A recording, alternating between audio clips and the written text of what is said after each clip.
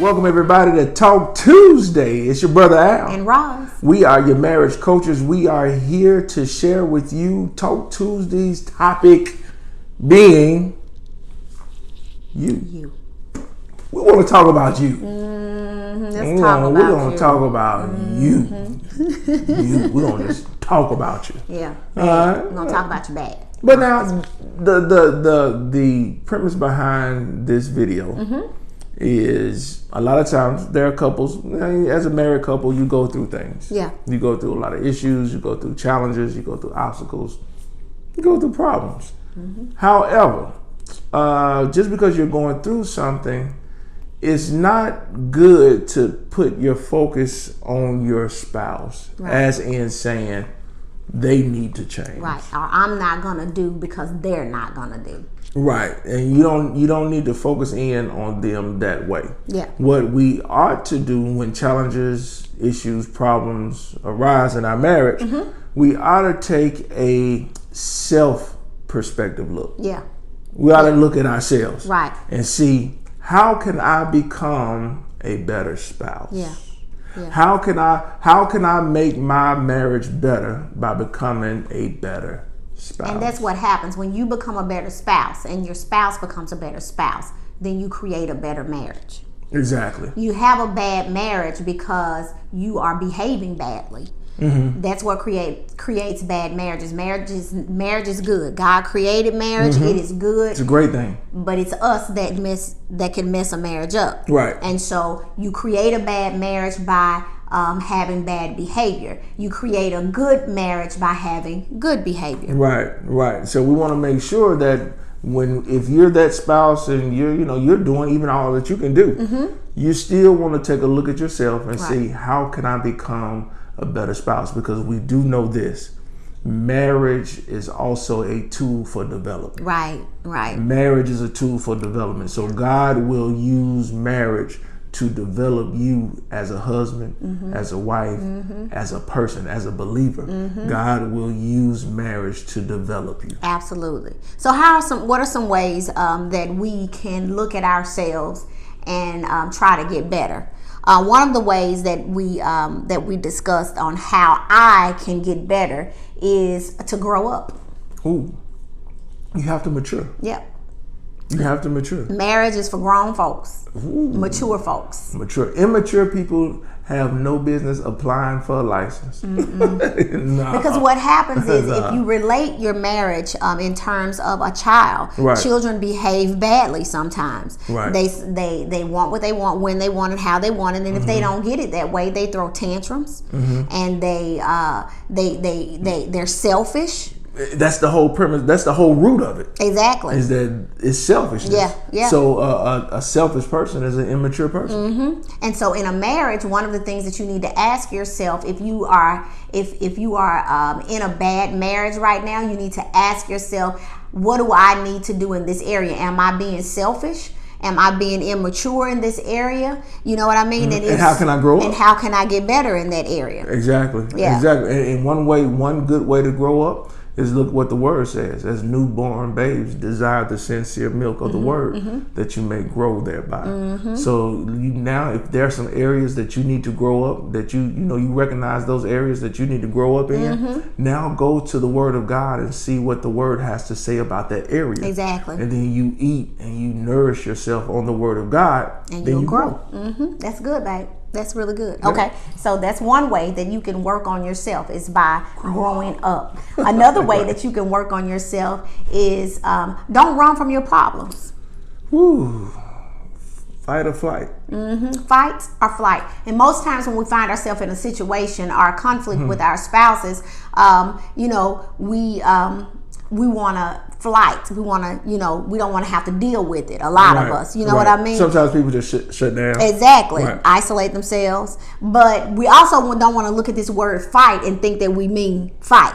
But what we mean, not when fight each other. When we're saying fight, we're saying fight together. Fight together for your marriage. Right. Not fighting each other. Exactly. So when you find yourself in a situation, you cannot always just sweep your problems under the rug and just think that they're going to just magically go away. Because what happens is they continue to build. Exactly. If you never deal with them, and then eventually it comes out in a way that probably going to be real good. Mainly what happens is if you never deal with your issues and your problems, what happens is resentment sets up. Absolutely. Then once resentment sets up and bitterness sets up, now that adds a whole nother... That's a whole nother layer that you got to deal with. Exactly. Yeah. So the best thing to do is just, if there's an issue, if there's a problem, ask God to give you wisdom first. Ask God to give you wisdom on how to deal with it, but you have to face it. Yeah, and one of the ways that you face it is you simply sit down and have a conversation. Again, we're talking about mature people. Exactly.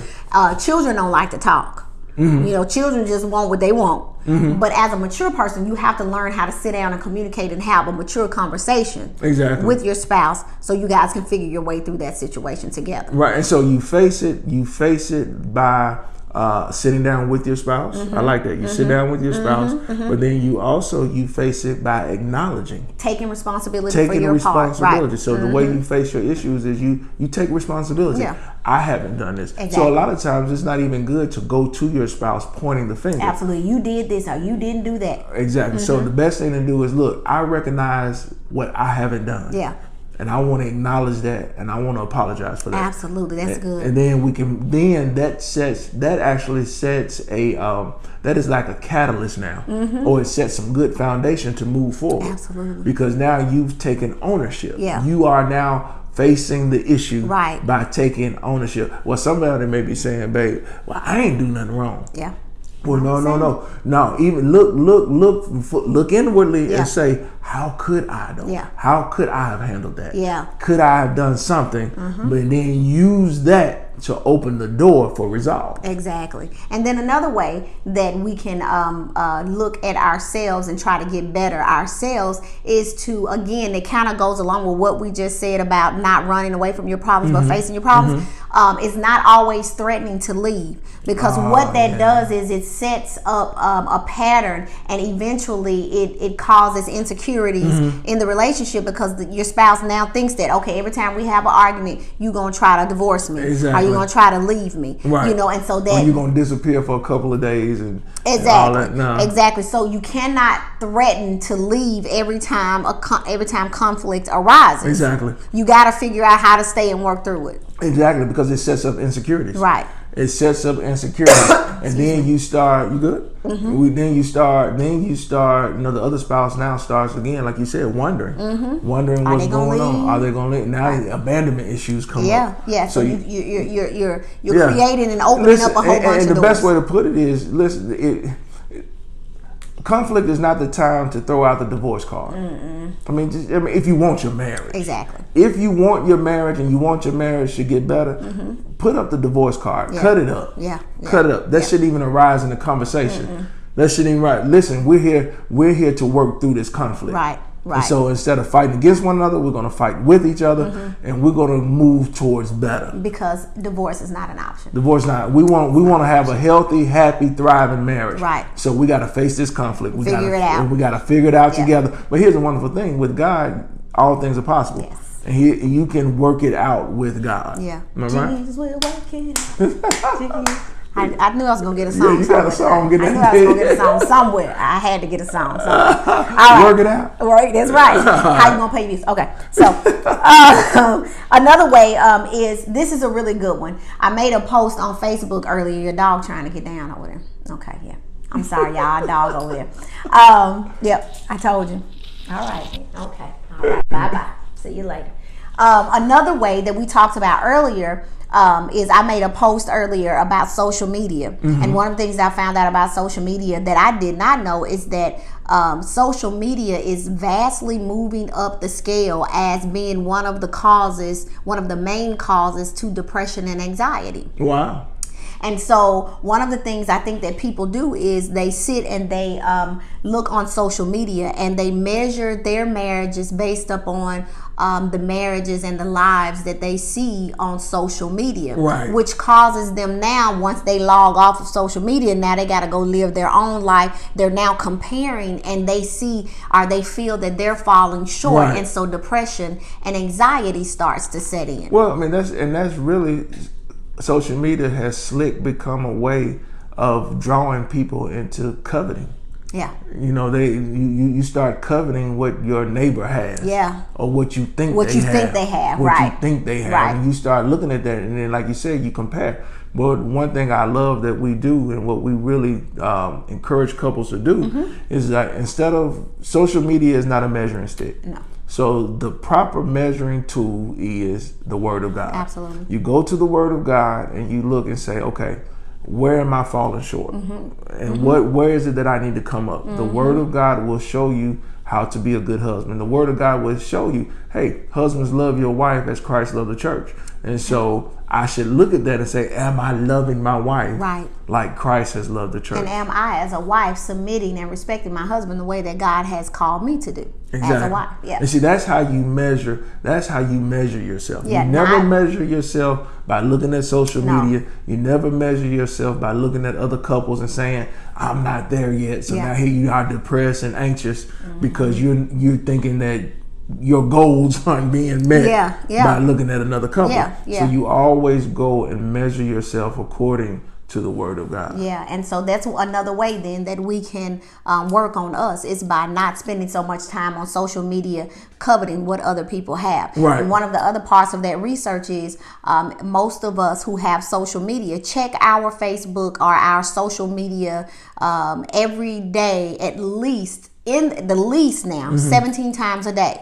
So if we're doing that, and we're spending about 10 minutes at a time, mm-hmm. we're spending a substantial amount of time on social media, and we're spending a lot of time looking at what these other people seemingly have, and wishing that's what we have. And then we're looking at all the good that they have, mm-hmm. and focusing in on the bad that we have, mm-hmm. which causes these issues in our marriages now. Right. So we have to make sure that you are taking are protecting your marriage. We talked mm-hmm. about that, I think, mm-hmm. last week, how it's your job to protect your marriage, and that's one of the ways that you can definitely protect your marriage, and how you can how you can help to work on you to help to work on your marriage. And in order for you to work on you have to guard your heart. Mm-hmm. What came to mind is when I saw you doing this. Mm-hmm. I mean, you have to guard your heart. Yeah. And social media is not a good one. It does not guard our heart. So social media is not helping us to guard our hearts. No. So we have to guard our hearts, because out of our heart flows the issues of life. Absolutely. Out of our heart flows the issues of marriage. Mm-hmm. So whatever is going on the inside of you, you got to watch. You have to watch what you're intaking. Mm-hmm. And to intake that much social media at the least 7 times in 10 minutes. 17 times at least for 10 minutes. Yeah.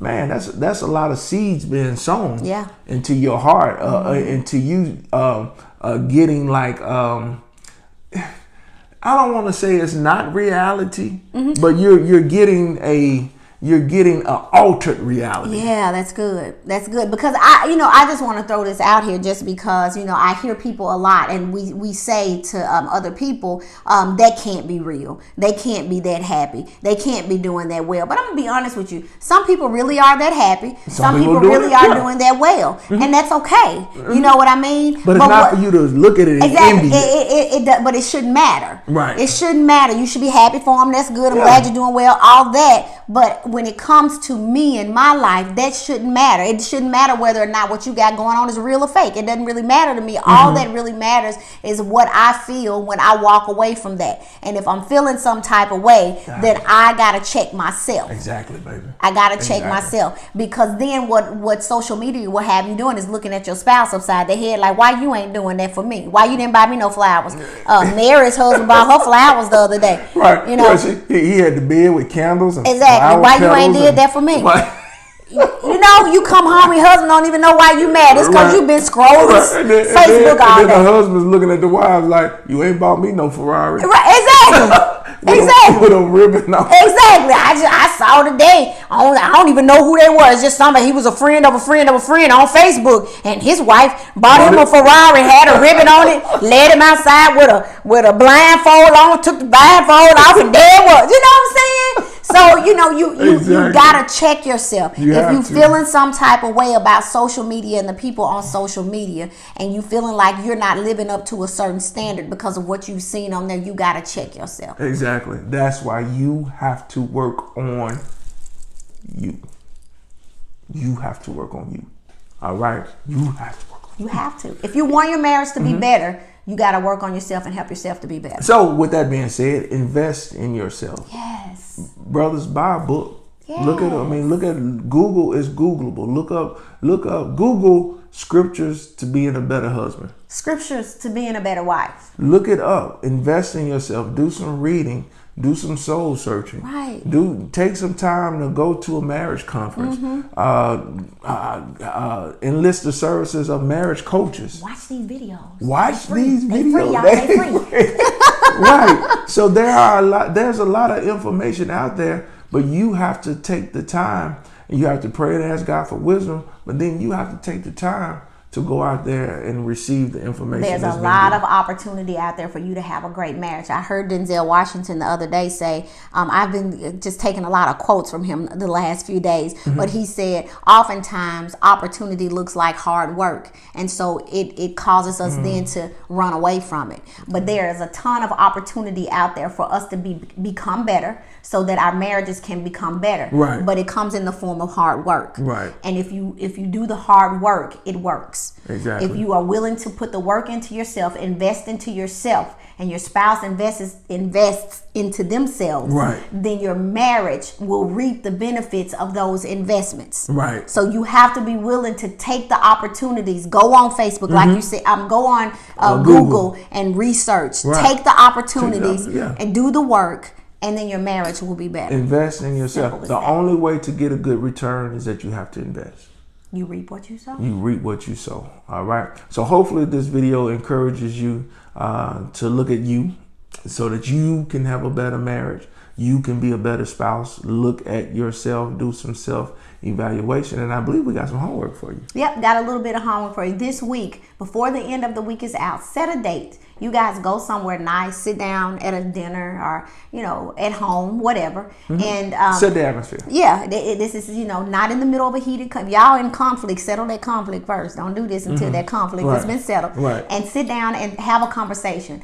I come to you and I say to you, babe, what do I need to do to be a better wife to you? What do you need me to do? Right. And then you do it to me. Then I say, babe, what do you need from me to be a better husband? Exactly. And because I love her, then I won't take advantage of the opportunity to hurt her. Exactly. So I come out and we have what's called no walls conversations, and we're just open and honest. Exactly. In a loving way. Yep. We're open and honest, and we're saying this is what we need. Exactly. And you write those things down that your spouse tells you, so homework, you won't forget them.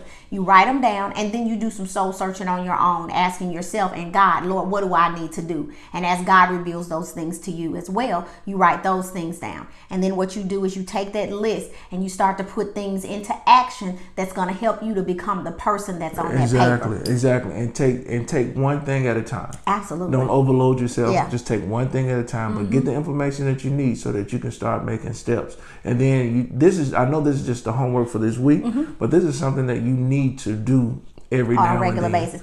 And then listen, and then once you see your spouse putting those things into action, celebrate that. Tell them how you appreciate and how you noticed. Yeah, how you noticed it. Exactly. Okay, so that's your homework. That's your 2 homework for this week, and we're going to check to see if you did your homework. Y'all better do y'all homework, and we're going to drive by y'all house. And throw a bunch of little Bibles at you. No drive by. All right, y'all. So this is Talk Tuesday. It's your brother Al. And Ron. We are your marriage coaches. What is that, boys? What's his name? What's his name? The comedian talking about help is here. Help is on the way. Help is on the way. Country Wayne. Help is on the way. Help is on the way, y'all. Help is on the way. Country Wayne. All right, y'all. Peace. 2.